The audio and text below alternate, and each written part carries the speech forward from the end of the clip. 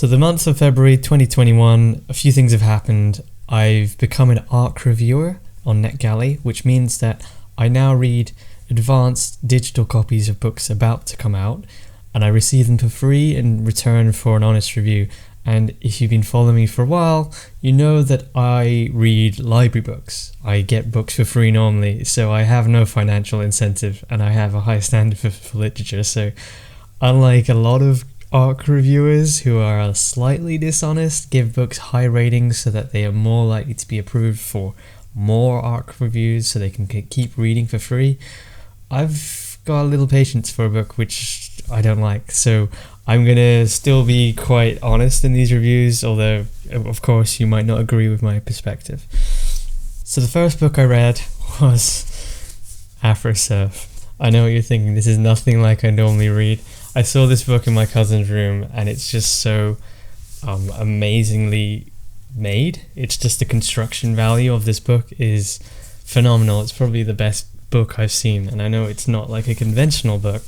It's got a lot of brilliant photos of surfers and then their story into surfing, and I really can't do too much justice to this book in such a quick wrap up. But basically any page you go to, typography is amazing. There's such great history here for how just people in Africa, South Africa, all over the Africa, there are people from all kinds of backgrounds falling into surfing and choosing it as their way of life. There's great diversity in this book. There's a lot of African culture, like Rastafarianism. There's some diets in the background, recipes even. There's just a lot to grasp from this book, and it's kind of, I'm giving it 4 stars because it's hard to read in a linear manner because there's over 50 accounts here, but it was like, it should be in every surf shop. It should be in every kind of, just to be great. It's like a great coffee book. It's a great coffee table book even. And every story is so passionate. These people, when you're talking about surfing or skateboarding, it's all about expressing yourself in a really physical, dynamic form, and it's so great for a book like this to show that there is diversity in the scene, that the way that you were born doesn't stop you from pursuing these ways of expressing yourself.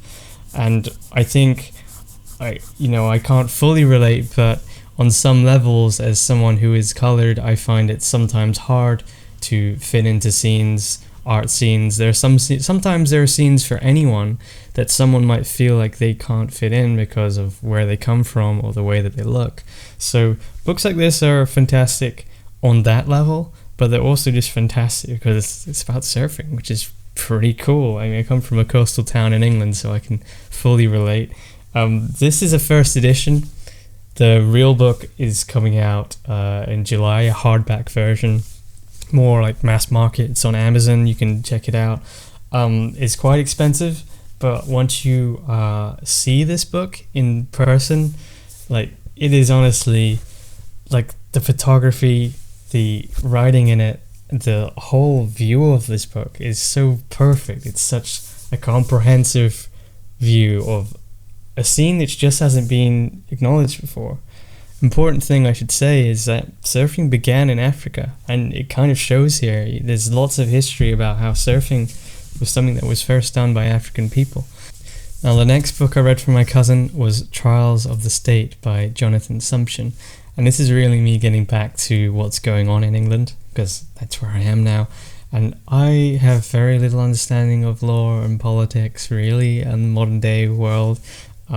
So my cousin, who is a lawyer, gave me this, and it's a brilliant introduction to the current political climate the UK is in, and I think it's 4 very concise essays. It's 115 pages, I believe, and the print is fairly big print. It's not too intense. Law is always something that's a little tricky for the public to read, and he does mention some good cases. But the thing is, this book is quite concise, and I like that. And his writing style is also just very succinct, very to the point. Everything's very logical. I mean, as a scientist, it's surprising to me the similarities I see in the legal writing style or the legalese. But of course, he's not applying stuff that you wouldn't understand. It's very accessible to someone who hasn't read law before. But still, the style is very systematic. It's argumentative, but it's also very formal, and I really like that. I found it really easy to engage with, a really great understanding of what's going on.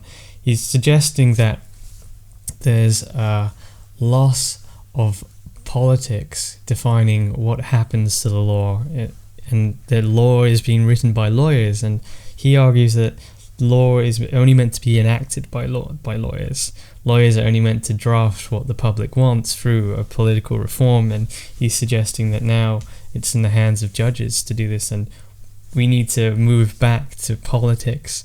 We need to become more, as a society in England, we need to become more engaged in politics, because we don't have a constitution which keeps the judges in line. It's who judges the judges, really, and he wants us to become more politically active so that the laws that are being made in the public interest, and not just by a select group of lawyers who, although they have legal judgment for decisions, they might not have any superiority for moral decisions, which he often defines as, he gives examples of abortion or other things like marital rights, and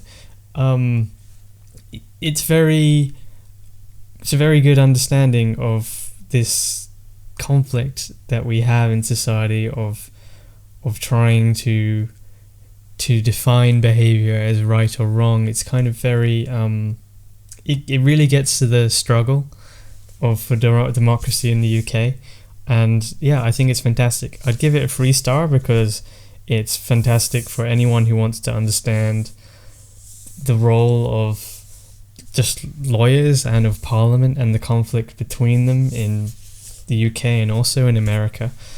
But I don't think it goes deep enough. It'll definitely get your interest for the situation, but it won't go deep enough for you to get a real understanding or real opinion of what should be done.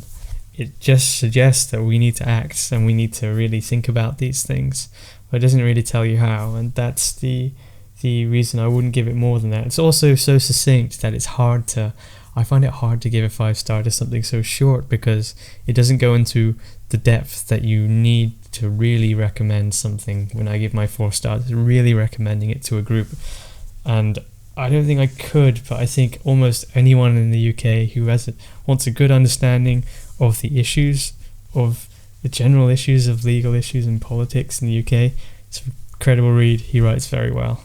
The first book I read was TV by Susan Bordo, which is part of the Object series by the Bloomsbury Publishing Group. And this is a great series and this is a great essay. What they are these formal but very light essays on objects which have high cultural significance to us. And TV is a little bit of the way it's described, marketed is a little bit deceptive, because this is less about TV as a physical object, but more as a cultural phenomenon. We're talking about how this box, which has glass in front of it and shows us pictures, the old picture box, has become this great vehicle for cultural norms and expectations. This book is highly US centric and focuses on a lot of old American TV shows. The author is, in her own words, of in her older years, but this is really great. It's really nice to have someone who has grown up with TV. I've grown up with the internet. I'm too young to talk about TV because TV is basically declining now. You know, we've moved to Netflix, we've moved to streaming services, but we haven't had many great descriptions of what TV has done for us. TV has almost disappeared from the world before we've even figured out what it did to change us as a society. And there have been good essays like there's E Unibus Pluram by David Foster Wallace, which is a great essay on how TV shows in America and advertising have changed American culture. There's also other books like by Marshall McLuhan, which have shown just the medium of TV, the flashing of images, how they can convey messages, how these are really changing us. There are also even deeper essays which look at the cultural significance of TV. But this essay, TV by Susan Bordo, is probably the only one the general public will be able to understand. Unfortunately, all essays written about TV, they're just too difficult. The common reader doesn't deal with these things. I mean, I can grapple with them, but I grapple with philosophy and dense text normally.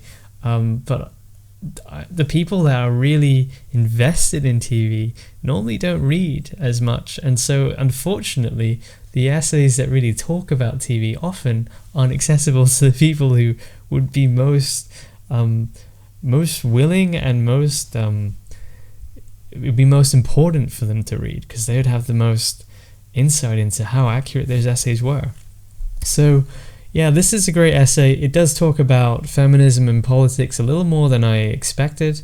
I give it a 3 star because it's highly enjoyable. It's like sitting down with an older person and just talking about what was great about TV and going through the history of it. It's actually kind of nice. It reads like a great conversation, which is something I think we could all do with in the pandemic. Just books which are lighter and more conversational and have more humanity in the writing, and Susan Bordo's writing has that, and so it is a nice book. But again, it's just not as specific to TV as an object, which is why I'm giving it a 3 star. Some people might be dissatisfied with how American centric and how it goes more into the culture and away from the screen than one might like. The next arc I read was a graphic novel by Will McPhail, which is an excellent debut as a comic. I've read over 100 comics of this subgenre, and it's fantastic. It's like Blankets by Craig Thompson meets The Now of Brown by Glenn Dillon, and it's like a coming-of-age romance story, which is about a man getting into the conversation, managing to find himself and how to express himself to other people. It's really... we need more comics like this. We need comics that talk to young adults how to become more in themselves. There's a lot of fantasy out there, which is great, of course, but the realism that you can get through a comic like this is really staggering. There's brilliant imagery in here. We're seeing the main character goes into these really big visions when he reaches a moment of connecting with someone, and it shows that this author has great experimental potential. He also writes very well, because I could really relate to the girl he was dating. Like I could almost relate as much to her as to the main character, which is a sign that the author has the ability to write characters from quite a good level. Like it was just very well balanced. And yeah, like it's a staggeringly good debut. You should definitely check it out, or if you see it in a graphic novel shop, it's coming out soon. Flick through it, you'll see. You'll be surprised how easy it is to like something like this. So yeah, this is definitely a guy to watch out for the future. This was the best arc I read so far, and I'm surprised that something like this would even I'd be lucky to find it, because I just kind of picked it up on a whim from the cover, and this was a good one, a really good one. The last ebook I read was The Impudent Ones by Marguerite Duras, which arguably is the most important book of the lot, because this is the first English translation of the debut novel of Marguerite Duras, which is one of the few writers in the chaotic age Western canon for France. She's one of the best French female authors of all time, and so debut novels are fantastic because they always show you how the author started out. Normally, an author's debut novel is clunky, it's not perfect, it's written in a really strange way because the author's getting used to writing, but the message is often so blunt and so raw, that you can see the thought processes behind the author before they develop them to suit the audience better. It's almost like reading poetry. There's more of the author in a debut novel than in their later works, where they refine themselves, they mature in a way. But for me, I really like that, because one day I might like to write a novel, but also I really like understanding the author themselves, like the raw passion behind them, than having something that reads nice, a nice story. That's the story is a construct, but the author isn't. So this is it's quite a difficult novel to read, both in English, and also the translator gives excellent preface to this, because I've never read Marguerite Duras before, but I'd really like to read more, because she's looking at family dynamics. Like, this is somewhat autobiographical, and it's about a family with, you could say, an absent father, or you could just say a bad father, which leads to all the conflicts throughout the family. And so it's a very it has a female protagonist trying to struggle her way through conflicts from all other angles of the family and family life. So it does paint, it's a little uncomfortable to read, because it's continually, there's a lot of not so nice things that happen and not so nice people, but it's definitely talking about the struggles of just having a normal family life, which is fantastic. I really like things like that. Family dramas are really kind of my thing. But the reason this is difficult to read and it's not highly enjoyable is because of the way that it's written. It's written very vaguely, almost intentionally, to disguise facts that might be too personal. And there are just random setting changes, like part 1 to part 2. You're not fully sure why part 1 became part 2. I also don't know what happened to the father. Did he die? Did he just walk out? Did he just not get mentioned after a part? He just disappears from the story somehow. And when you read her background, you can see why maybe that was the case. But before you read that, it's hard to make sense of some of this story, and it's hard to engage with some of the characters in this story, because there's some dishonesty on all sides, and some things are just omitted. It's hard to know sometimes when people talk, and that makes it a little tricky to read, in a bad way. Sometimes things can be interesting challenges, but here it's kind of a little pressing. But as a debut novel, you can see why she became a classic author, and that is the fascinating reason for reading this. That is the incentive for reading this book, to see how a female author, in a time where there were barely any female authors accepted into the canon, unfortunately, some people just didn't get there just weren't female writers in the Western canon. It's fascinating to me what puts apart those that did. How did this become one of the first female classic authors? And that's what you get by reading this, and so you should check it out, if only to see the history of classic women writers, and it's honestly amazing to me that no one translated this before now, because it's truly important to us to read these books. So I'll give it a 3-star, in that it has the flaws of a common debut novel, in that it's not written in a way that's fully cohesive and coherent, but it does show the themes that come in her later work, which is greatly acclaimed, and so it does show us how this great female author came into being. So I'm very happy I read it. And that's all for now. I tried to keep this quick. I've literally just done this after breakfast in the morning. Like, comment, subscribe as you will. I'll be going back to book reviews from now on, and stay tuned. We'll be going into Shakespeare probably. Who knows? Bye.